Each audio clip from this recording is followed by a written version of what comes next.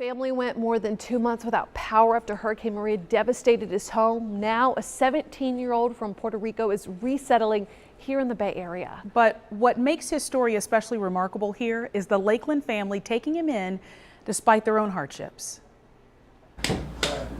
That's right.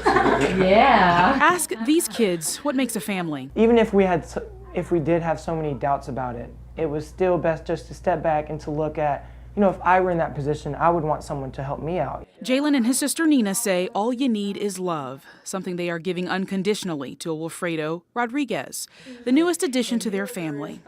The family says divine intervention brought Wilfredo to them. Mom saw a little blurb in the Victory Church bulletin. A young man from Puerto Rico needed a host family after Hurricane Maria decimated his town. His family didn't want their straight-A student to fall behind.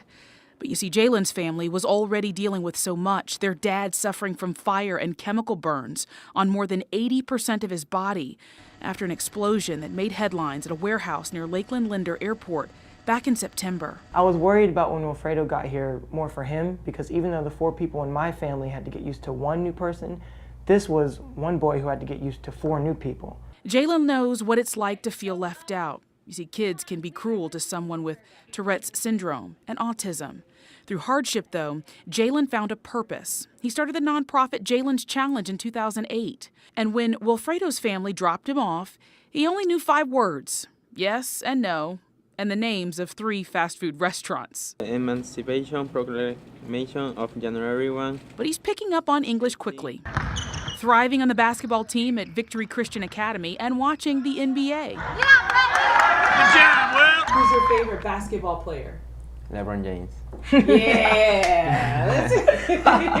Excited about his new future, but still worried about his family back home. When I came here to get a better opportunity for me, but my family are still living with all of Puerto Rico's problems, I'm really worried because over there, things are a lot more difficult.